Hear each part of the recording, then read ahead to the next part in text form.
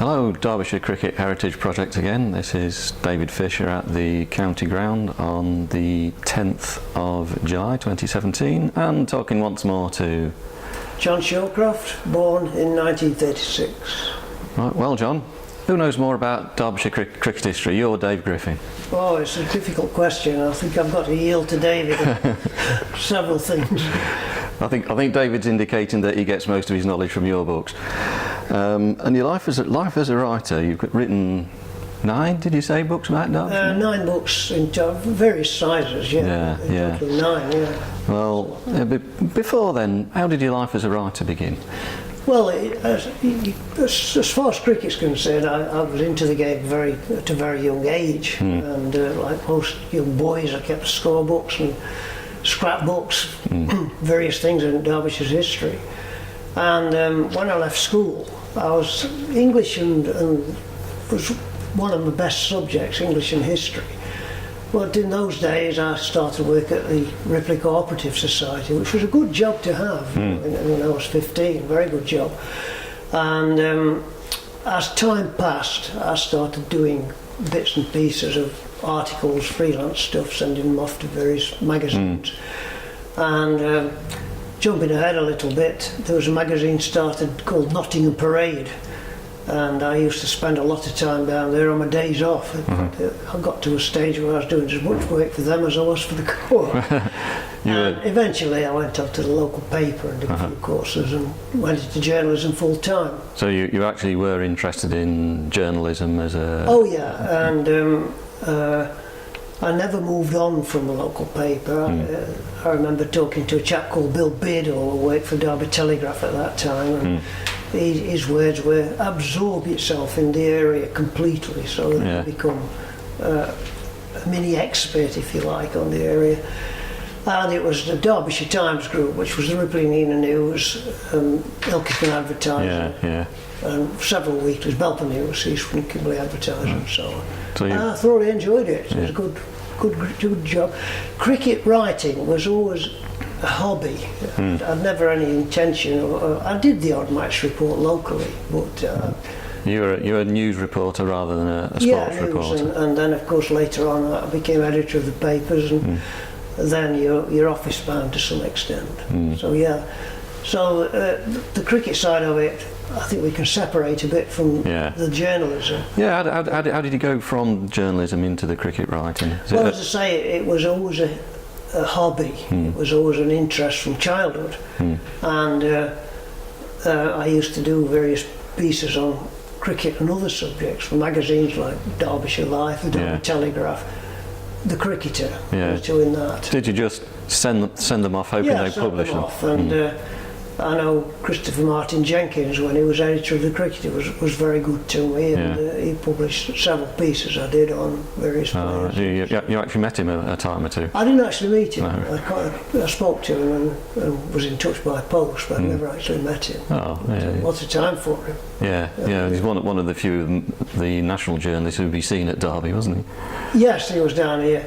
Although I never frequented the press box when Mike Carey and Gerald Mortimer and Neil Allen were down. Indeed, yeah. So I was, when I came to Derby, it was a supporter, a spectator, just to enjoy the cricket. Yeah, because your writing's not so much to itemise the matches, but it's more to put the matches in a context a bit more widely than that, isn't it? And then it moved on from there.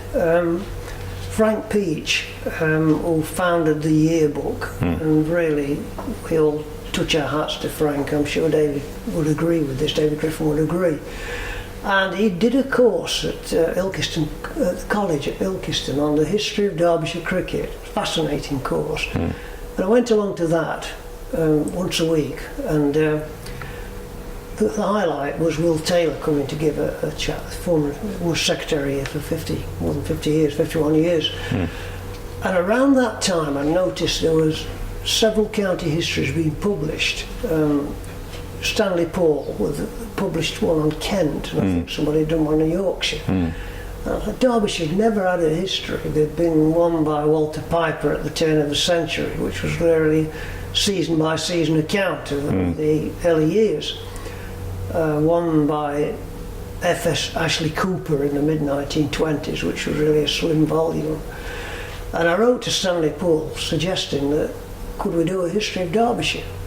And they replied they liked the idea, but it had got to be in conjunction with the club. I didn't hear any more. Then the club decided to do it, but they did it off their own bat, and it was published. It was printed by a Ripley printer called G.C. Britton and Sons, who actually published the Ripley and Evening News. They owned the paper. That got nothing to do with the job side of things. It was just a good offer from them to do the job. And I found out many years later that the money was put up not by the club but by Eddie Gothard, who used to captain Derbyshire, and he sponsored the book and made sure I got a bit of money for it as well. And of course Frank Peach did a lot of input with the statistics, and that was the centenary edition of First History that I'd done. It was in 1972. And then various little books called one on Derbyshire bowlers, which was a little tiny book which was part of a theme of Derbyshire heritage books, subjects on various things like Romans in Derbyshire and Bonnie Prince Charlie's ending up at Swoxton Bridge, that sort of thing, one of that series. And then I noticed that someone had done a book on Hampshire dismissed for 15 by Warwickshire and yet had won the match. And John Mackenzie, the bookseller, had published this small book. And I did one on the Derbyshire-Essex match in 1904, when Essex got 597 and Derbyshire won the game by 9 wickets. And Percy Perrin of Essex was 343 not out and ended up on the losing side. So we did this book, the Fall and Rise of Percy Perrin, which was a take on the rise and fall of Reggie Perrin, the TV series. The other book in the 80s was Harold Rhodes, who wanted a book ghosting on his life, the throwing controversy. Problem with that, we did well. Harold had come and we'd tape no end of interviews. But it was 20 years too late, really, because Harold had been prevented from having his say in the 1960s when it all kicked off. And a great many people had forgotten about it by the time the book came out. But it was a nice book, it worked quite well. Then the next one was Christopher Helm, very laudably set out to do a series of county histories. Nobody had ever succeeded in publishing the whole 17 counties in those days, pre-Durham. And I did the Derbyshire one in 1989, which was very enjoyable. Bob Taylor came down here and taped the player profile was done by Bob Taylor. And deadlines were very tight for that, and we were restricted to, I think, 80,000 words, but we got it all in and got it all done. You're a pressman, you should be used to deadlines. Well, cutting copy, yeah. When you cut your own, you still have to be ruthless with yourself. Yeah, I know. You mentioned earlier you had scrapbooks, you took details of the matches. Did they help you when you were writing these things? Oh, very much so, yeah. And I've still got quite a few of them. In fact, I've got quite an exhaustive supply going back to the 1970s. So you have to keep going back to them now. Am I writing what I remember? Does that match with what I wrote down? It was a good tool. What did people say at the time, and the facts, and saves hours going through newspaper. Yeah. Well, but of course these days there's so much available online. In those days you had to ferret around for it. How much of a labour of love was it, particularly with that's like the definitive history of Derbyshire, really? How much of a labour of love was it to? Well, people said it must be hard work. It must have been a tremendous amount of research, but it's been ongoing since the age of 10 or 11. To some extent. Yeah, it was a labour of love. I mean, it's not the sort of job you do for money. I mean, I've always got a bit of money for it. I've never done a vanity book where you put the money up yourself and there's always been a bit of cash involved, but very much a labour of love, yeah. And then in retirement, more time. And in retirement I did I suppose the outstanding one was Local Heroes, which again was the story of a team that came out of the coal mines basically, And I remember writing to sports books, Randall Northam, who runs sports books, and he liked the idea very much. And I met him, he came down to Derby, stopped off en route at the station, we went into the Midland Hotel and discussed it. And he just says, I like this idea of a team of minors basically that actually won the county championship.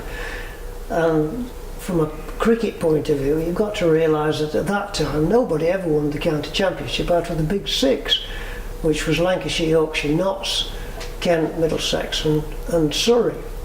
And from 1890 to 1936, the only county that had won it out of the big six was Warwickshire in 1911. So this was They didn't play everybody. There was an element of luck about that. Yeah, this was quite a radical event then, which we probably don't appreciate these days. Oh no, it was tremendous. And more important than that was the social history of it as well, because you've got the mining background, which I grew up in a mining area, not as harsh as some of the coal mines around Chesterfield area where most of this team came from.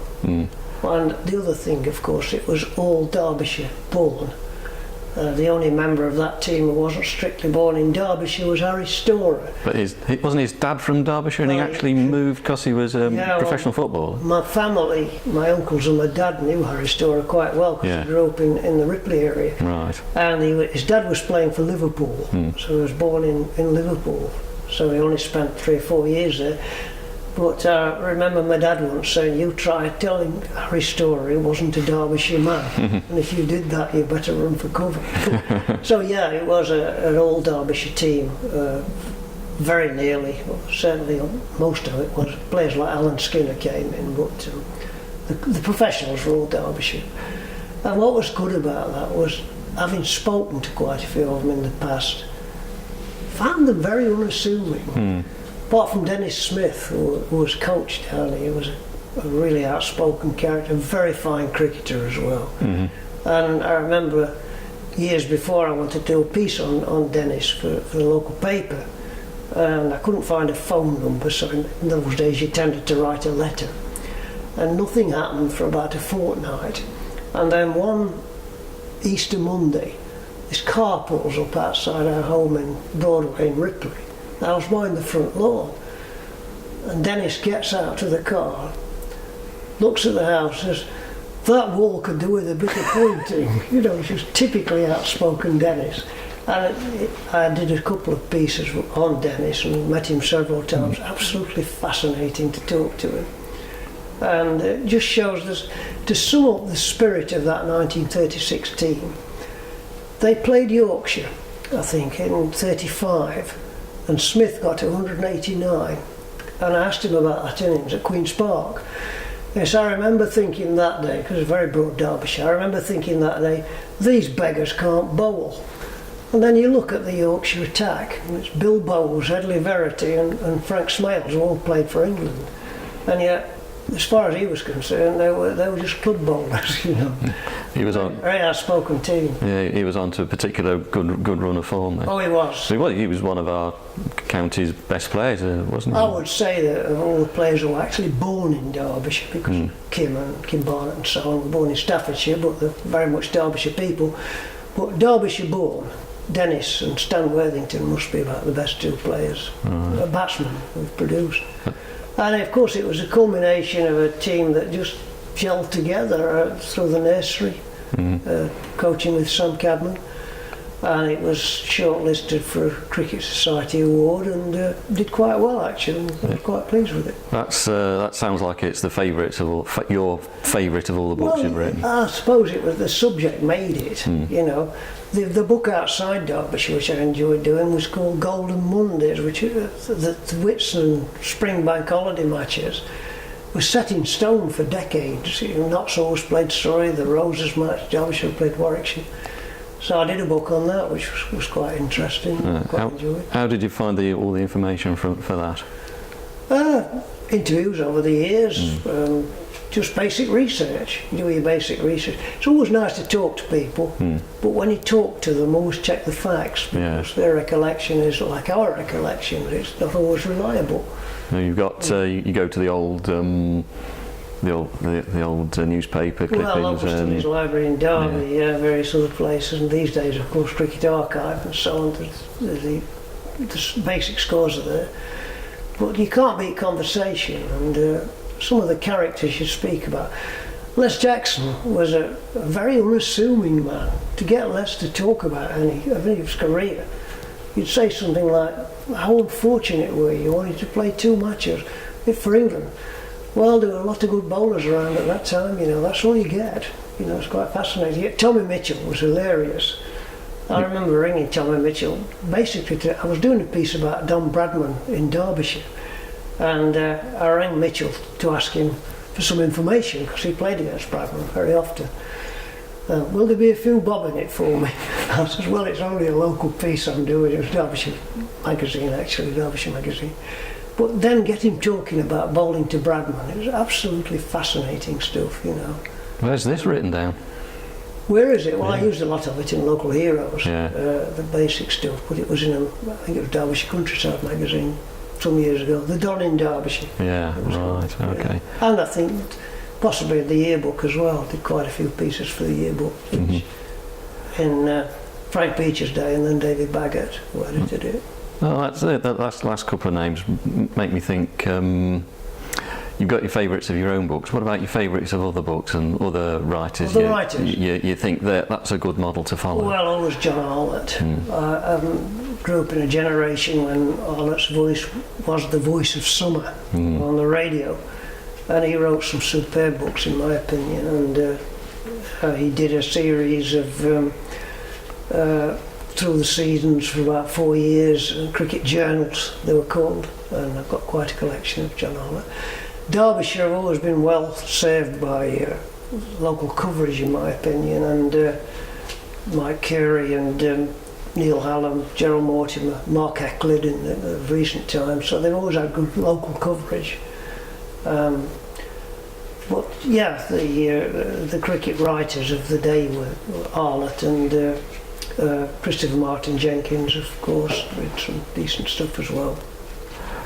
Okay, well, that's been brilliant to listen to everything you've had to say. Right. I have a feeling we could go on for another episode another time. People to death. Yes, yeah. That's basically all. I suppose, can I mention one more book I did, was a biography of Donald Carr, where it was the Association of Cricket Historians and Statisticians. Well, I'm the historian side rather than statistician. They did a series of players who've never had a biography written and who are finished playing, and I did Donald, which was a very enjoyable book to do.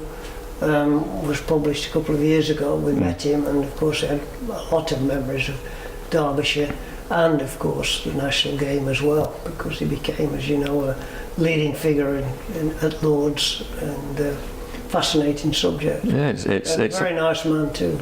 It's brought you into contact with a lot of interesting people. Well, this is it. It's not so much writing about them, but they've all got an interesting story to tell, and there's nothing beats sitting listening to a cricketer speak, as we can all relate to, whether it be Kim Barnett on the boundary edge at Queen's Park, or Bob Taylor, anybody.